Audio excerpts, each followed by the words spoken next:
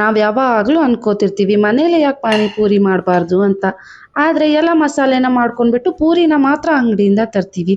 ಆ ರೀತಿ ಮಾಡೋದಕ್ಕಿಂತ ಪೂರಿನೂ ನೀವು ಕ್ರಿಸ್ಪಿಯಾಗಿ ಹೊರಗಡೆ ಠೇಲ ಮೇಲೆ ಸಿಗೋ ಥರನೇ ರೆಡಿ ಮಾಡ್ಕೋಬೋದು. ಜೊತೆಗೆ ಸ್ವೀಟ್ ಚಟ್ನಿ, ಆಲೂ ಮಸಾಲ, ಗ್ರೀನ್ ಚಟ್ನಿ ಎಲ್ಲವನ್ನು ಈಸಿಯಾಗಿ ಒಂದೇ ಒಂದು ಮಸಾಲಾನ ರೆಡಿ ಮಾಡಿ ಮಾಡ್ಕೋಬೋದು. ಮಾಡಿರೋ ಪೂರಿಲಿ ಒಂದು ಪೂರಿನೂ ಹಾಳಾಗದೆ ಈ ರೀತಿ ಉಬ್ಬಿ ಚೆನ್ನಾಗಿ ಬರುತ್ತೆ. ಬನ್ನಿ ಮೊದಲಿಗೆ ಪೂರಿನ ಮಾಡೋದು ಹೇಗೆ ಅಂತ ನೋಡ್ಕೊಂಡ್ಬಿಡೋಣ. ನಾನಿಲ್ಲಿ 250 ಗ್ರಾಮ್ನಷ್ಟು ಬಾಂಬೆ ರವಾನ ತಗೊಂಡಿದ್ದೀನಿ, ಉಪ್ಪಿಟ್ಟು ಮಾಡೋ ರವ. ಸ್ವಲ್ಪ ಜನ ಹೇಳ್ತಾರೆ ಸಣ್ಣ ರವಾನ ತಗೊಳ್ಳಿ, ಹಾಗೆ ಇನ್ನೂ ಕೆಲವು ಜನ ಹೇಳ್ತಾರೆ ಸ್ವಲ್ಪ ಗೋಧಿ ಹಿಟ್ಟನ್ನು ಮಿಕ್ಸ್ ಮಾಡ್ಕೊಳ್ಳಿ. ಏನೂ ಬೇಡ, ಸಿಂಪಲ್ ಆಗಿ 250 ಗ್ರಾಮ್ನಷ್ಟು ಬಾಂಬೆ ರವಾನ ತಗೊಂಡು ಅದಕ್ಕೆ 50 ml ನಷ್ಟು ಈ ರೀತಿ ಕಾಯಿಸಿರೋ ಎಣ್ಣೆನ ಹಾಕ್ಕೊಂಡ್ಬಿಟ್ಟು ನೀಟಾಗಿ ಮಿಕ್ಸ್ ಮಾಡ್ಕೊಳ್ಬೇಕು. ಏನಕ್ಕೆ ಎಣ್ಣೆನ ಯೂಸ್ ಮಾಡಬೇಕು ಅಂದರೆ ನಾವು ಮಾಡಿರೋ ಪುಚ್ಕ ಅಥವಾ ಪೂರಿ ಒಂದೊಂದು ಸಾರಿ ಸಾಫ್ಟ್ ಆಗಿಬಿಡುತ್ತೆ. ಮಾಡಿದಾಗ ಕ್ರಿಸ್ಪಿ ಇರುತ್ತೆ, ಆಮೇಲೆ ಸಾಫ್ಟ್ ಆಗಿಬಿಡುತ್ತೆ, ಇಲ್ಲ ಕರಿದ ಮೇಲೆ ಸಾಫ್ಟ್ ಆಗಿರಲ್ಲ. ಸೊ ಪುಚ್ಕ ಅಥವಾ ಪೂರಿ ಕ್ರಿಸ್ಪಿ ಆಗಿ ಬರಬೇಕಂದ್ರೆ ಈ ರೀತಿ ಕಾಯಿಸಿರೋ ಎಣ್ಣೆನ ಹಾಕ್ಕೊಂಡು ರವಾಗೆ ಎಣ್ಣೆ ಹತ್ತೋ ಥರ ಮೊದಲಿಗೆ ಮಿಕ್ಸ್ ಮಾಡ್ಕೋಬೇಕು. ನೋಡಿ, ಈ ರೀತಿ ಕೈಯಿಂದ ಪ್ರೆಸ್ ಮಾಡಿದಾಗ ಅದು ಟೈಟಾಗಿ ಉಂಡೆ ಥರ ಆಗಬೇಕು. ಇವಾಗ ಇದಕ್ಕೆ ನಾನು ಸ್ವಲ್ಪ ಸ್ವಲ್ಪ ಬಿಸಿನೀರನ್ನು ಹಾಕಿ ನಾದ್ಕೊಳ್ತಾ ಹೋಗ್ತೀನಿ. ತಣ್ಣೀರನ್ನು ಯೂಸ್ ಮಾಡೋಕೆ ಹೋಗಬೇಡಿ, ಬಿಸಿನೀರನ್ನು ಯೂಸ್ ಮಾಡೋದ್ರಿಂದ ರವೆ ಸ್ವಲ್ಪ ಅರಳಿ ಚೆನ್ನಾಗಿ ಬರುತ್ತೆ. ನೀಟಾಗಿ ಇದನ್ನು ಕಲಿಸ್ಕೋಬೇಕು. ಸ್ವಲ್ಪ ಸ್ವಲ್ಪ ನೀರನ್ನು ಹಾಕಿ ಕಲಿಸ್ತಾ ಹೋಗಿ. ತಣ್ಣೀರನ್ನು ಚೂರು ಯೂಸ್ ಮಾಡಬೇಡಿ, ಬರೀ ಬಿಸಿನೀರಲ್ಲೇ ಕಲಿಸ್ಕೋಬೇಕು. ಇನ್ನೊಂದು ಚೂರು ಬಿಸಿನೀರನ್ನು ಹಾಕ್ಕೊಂಡು ಬಿಡ್ತೀನಿ. ಎಷ್ಟಾಗುತ್ತೋ ಅಷ್ಟು ಕೈಯಿಂದ ಇದನ್ನು ಚೆನ್ನಾಗಿ ನಾದ್ಕೊಳ್ಳಿ. ರವಾನ ನಾದ್ತಾ ಹೋದಂಗೆ ಇದು ಮೈದಾ ಥರ ಅನ್ಸಕ್ಕೆ ಸ್ಟಾರ್ಟ್ ಆಗಿಬಿಡುತ್ತೆ, ಅಷ್ಟು ಸಾಫ್ಟಾಗಿ ಹಿಟ್ಟು ಬಂದ್ಬಿಡುತ್ತೆ. ನೀವು ರವಾನ ಹಾಕಿದ್ದೀರಾ ಅಂತ ನಿಮ್ಗೆ ಅನ್ಸೋದೇ ಇಲ್ಲ. ಆದ್ದರಿಂದ ಪೂರಿ ಕೂಡ ಚೆನ್ನಾಗಿ ಬರುತ್ತೆ. ಸ್ವಲ್ಪ ಕೈಯಿಂದ ಈ ರೀತಿ ಟಪ ಟಪ ಅಂತ ಬಡಿದ್ಬಿಡಿ. ಈ ರೀತಿ ಮಾಡೋದ್ರಿಂದ ಪೂರಿನ ಲಟ್ಸಿದಾಗ ಸೈಡ್ ಎಲ್ಲ ಸೀಳೋದಿಲ್ಲ. ನೋಡಿ, ಮೈದಾ ಥರನೇ ಚೆನ್ನಾಗಿ ಸಾಫ್ಟಾಗಿ ಬರುತ್ತೆ, ರವಾ ಅಂತ ಅನ್ಸೋದೇ ಇಲ್ಲ.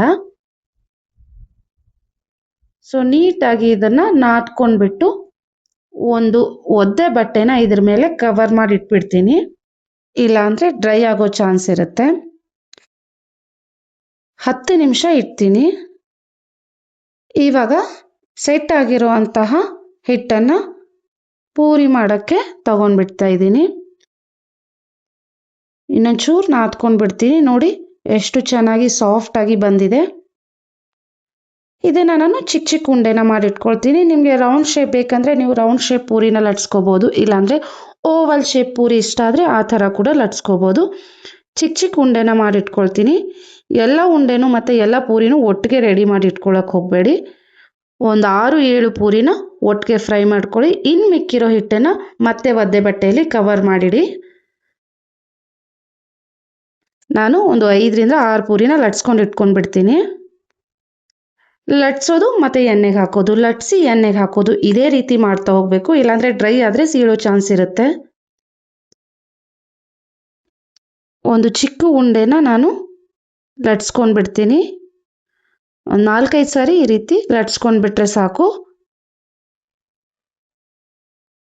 ಓವಲ್ ಶೇಪ್ ಬೇಕಿದ್ರೆ ಅದನ್ನು ಕೂಡ ನೀವು ರೆಡಿ ಮಾಡ್ಕೋಬೋದು.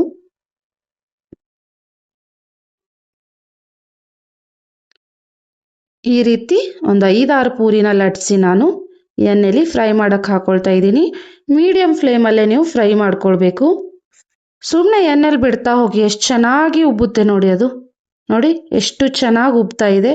ಪ್ರತಿಯೊಂದು ಪೂರಿನೂ ನಿಮಗೆ ಉಬ್ಬಿ ಬರುತ್ತೆ, ಒಂದು ಪೂರಿನೂ ಚಪ್ಪಟೆ ಆಗಲ್ಲ. ಹಾಗೆ ಇದನ್ನು ಮಧ್ಯೆ ಮಧ್ಯೆ ಟರ್ನ್ ಮಾಡ್ಕೋಬೇಕು, ಆ ಥರ ಏನೂ ಇಲ್ಲ. ಅದ್ರ ಪಾಡಿಗೆ ಅದನ್ನು ಬಿಟ್ಬಿಡಿ, ಚೆನ್ನಾಗಿ ಉಬ್ಬಿ ಎಣ್ಣೆಲಿ ಫ್ರೈ ಆಗುತ್ತೆ. ಅಂಗಡಿಲೆಲ್ಲ ನೋಡಿರ್ತೀರಲ್ವ ನೀವು, ಒಂದು ಸೈಡ್ ಡಾರ್ಕ್ ಇರುತ್ತೆ, ಒಂದು ಸೈಡ್ ಲೈಟಾಗಿ ಬ್ರೌನಿಷ್ ಕಲರಾಗಿ ಬಂದಿರುತ್ತೆ. ಅದೇ ಥರ ಇದು ಪೂರಿ ರೆಡಿಯಾಗಿ ಬರುತ್ತೆ. ಸೊ ಇವಾಗ ಒಂದ್ಸಾರಿ ಟರ್ನ್ ಮಾಡ್ಕೊಂಡು ಬಿಡ್ತೀನಿ ಎಲ್ಲ ಪೂರಿನೂ. ನೋಡಿ ಎಷ್ಟು ಚೆನ್ನಾಗಿ ಉಬ್ಬಿದೆ, ಅಷ್ಟೇ ಕ್ರಿಸ್ಪಿಯಾಗಿ ಕೂಡ ಇದೆ. ಎಲ್ಲ ಪೂರಿನೂ ನೀಟಾಗಿ ಟರ್ನ್ ಮಾಡ್ಕೊಂಡ್ಬಿಟ್ಟು ಒಂದ್ಸಾರಿ ಬೇಯಿಸ್ಕೊಂಡ್ಬಿಟ್ಟು ಎಣ್ಣೆಯಿಂದ ತೆಗೆದುಬಿಟ್ರೆ ಪಾನಿಪೂರಿ ಪೂರಿ ರೆಡಿ ಆಗಿಬಿಡುತ್ತೆ. ನೋಡಿ ಕಲರ್ ಕೂಡ ಎಷ್ಟು ಚೆನ್ನಾಗಿ ಬಂದಿದೆ.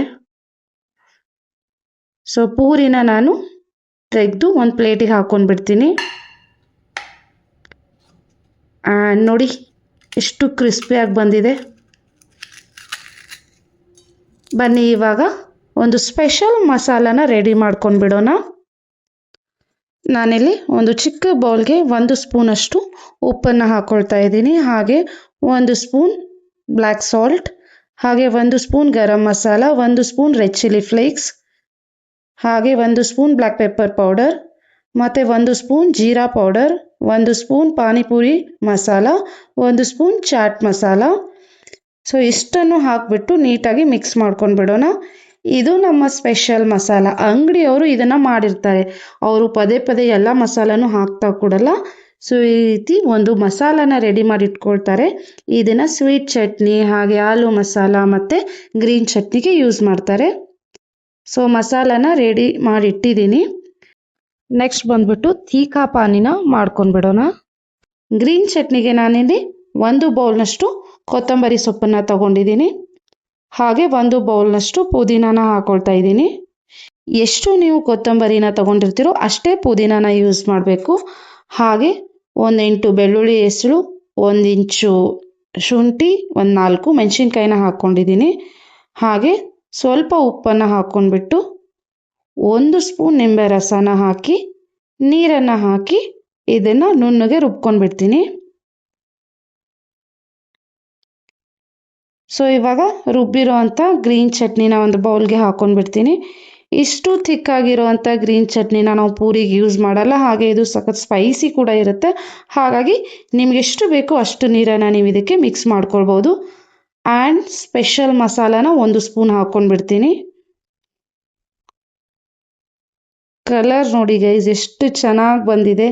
ಇದಕ್ಕೆ ನೀವು ಇನ್ನೊಂದು ಸ್ವಲ್ಪ ನೀರು ಬೇಕಂದರೆ ಇನ್ನೊಂದು ಸ್ವಲ್ಪ ನೀರನ್ನು ಕೂಡ ಸೇರಿಸ್ಕೋಬೋದು, ತೊಂದರೆ ಇಲ್ಲ.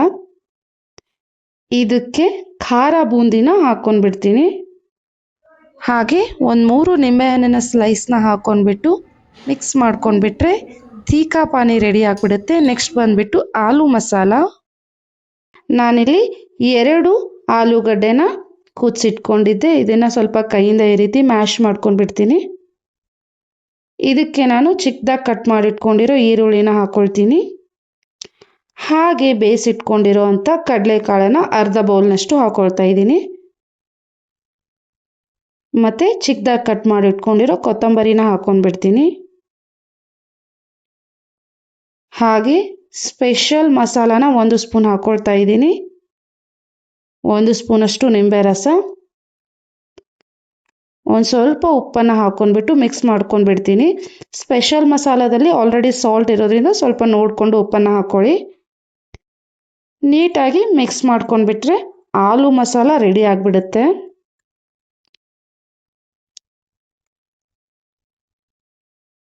ಇವಾಗ ನೆಕ್ಸ್ಟ್ ಬಂದ್ಬಿಟ್ಟು ಸ್ವೀಟ್ ಚಟ್ನಿ, ಟ್ಯಾಮ್ರಿನ್ ಚಟ್ನಿ ಅಥವಾ ಸ್ವೀಟ್ ಚಟ್ನಿ. ನಾನಿಲ್ಲಿ ಒಂದು ಪ್ಯಾನ್ಗೆ ಅರ್ಧ ಬೌಲ್ನಷ್ಟು ಹುಣಸೆ ಹಣ್ಣನ್ನು ಹಾಕ್ಕೊಳ್ತಾ ಇದ್ದೀನಿ. ಹಾಗೆ ಅರ್ಧ ಬೌಲ್ ಬೆಲ್ಲ ಮತ್ತು ಅರ್ಧ ಬೌಲ್ನಷ್ಟು ಖರ್ಜೂರನ ಹಾಕ್ಕೊಳ್ತಾ ಇದ್ದೀನಿ. ಖರ್ಜೂರನ ಹಾಕೊಳ್ಳೋದ್ರಿಂದ ಟೇಸ್ಟ್ ಚೆನ್ನಾಗಿ ಬರುತ್ತೆ ಸ್ವೀಟ್ ಚಟ್ನಿದು. ಹಾಗೆ 2 ಬೌಲ್ನಷ್ಟು ನೀರನ್ನು ಹಾಕ್ಕೊಂಡ್ಬಿಟ್ಟು ಇದನ್ನು ಚೆನ್ನಾಗಿ ಕುದಿಸ್ಕೋಬೇಕು. ಎಲ್ಲ ಸಾಫ್ಟ್ ಆಗಬೇಕು ಹುಣಸೆ ಹಣ್ಣು ಹಾಗೆ ಖರ್ಜೂರ. ಸೊ ನೋಡಿ ಚೆನ್ನಾಗಿ ಕುದ್ದಿದೆ. ಇದು ತಣ್ಣಗಾದ್ಮೇಲೆ ಇದನ್ನು ನಾನು ಮಿಕ್ಸಿ ಜಾರ್ಗೆ ಹಾಕ್ಕೊಂಡ್ಬಿಡ್ತೀನಿ. ಸೊ ಇದನ್ನು ಕೂಡ ರುಬ್ಕೊಂಡ್ಬಿಡೋಣ. ರುಬ್ಬಿರುವಂಥ ಮಿಶ್ರಣನ ನಾನು ಸೋಸ್ಕೊಂಡ್ಬಿಡ್ತೀನಿ. ಹುಣಸೆ ಹಣ್ಣಿನ ಸಿಪ್ಪೆ ಆಗಲಿ, ಖರ್ಜೂರದ ಸಿಪ್ಪೆ ಆಗಲಿ ಎಲ್ಲವೂ ಚೆನ್ನಾಗಿ ಹೋಗಿ ನಮಗೆ ಒಂದು ಒಳ್ಳೆ ಸ್ವೀಟ್ ಚಟ್ನಿ ಸಿಕ್ಬಿಡುತ್ತೆ. ಸೊ ಸ್ವೀಟ್ ಚಟ್ನಿ ರೆಡಿ ಆಗಿದೆ. ಇದಕ್ಕೂ ಕೂಡ ಒಂದಿಷ್ಟು ಮಸಾಲೆನ ಹಾಕ್ಕೊಂಡ್ಬಿಡೋಣ. ಸ್ವಲ್ಪ ನಾನು ಅಚ್ಕಾರದ ಪುಡಿನ ಹಾಕ್ಕೊಳ್ತಾ ಇದ್ದೀನಿ. ಹಾಗೆ ಸ್ಪೆಷಲ್ ಮಸಾಲಾನ ಹಾಕ್ಕೊಳ್ತಾ ಇದ್ದೀನಿ. ಅರ್ಧ ಸ್ಪೂನ್ ಮಾತ್ರ ಹಾಕಿದ್ದೀನಿ. ಕ್ವಾಂಟಿಟಿ ಸ್ವಲ್ಪ ಕಡಿಮೆ ಇರೋದ್ರಿಂದ, ಯಾಕಂದರೆ ನಾವು ಸ್ವೀಟ್ ಚಟ್ನಿನ ಕಡಿಮೆನೇ ಯೂಸ್ ಮಾಡ್ತೀವಿ. ಸ್ವೀಟ್ ಚಟ್ನಿ ಕೂಡ ರೆಡಿ ಆಗಿದೆ. ಪೂರಿ ರೆಡಿಯಾಗಿದೆ, ಆಲೂ ಮಸಾಲ ರೆಡಿಯಾಗಿದೆ, ಗ್ರೀನ್ ಚಟ್ನಿ ರೆಡಿಯಾಗಿದೆ. ಇನ್ನೇನು ಜಸ್ಟ್ ಮಿಕ್ಸ್ ಮಾಡಿಕೊಂಡು ಪಾನಿಪೂರಿನ ರೆಡಿ ಮಾಡಿಕೊಂಡು ತಿನ್ನೋದಷ್ಟೇ. ನಾನು ಮಾಡೋ ರೆಸಿಪೀಸ್ ನಿಮ್ಗೆ ಇಷ್ಟ ಆದರೆ ಮರಿದೆ like, share and subscribe. and pani puri is ready to eat. Thank you.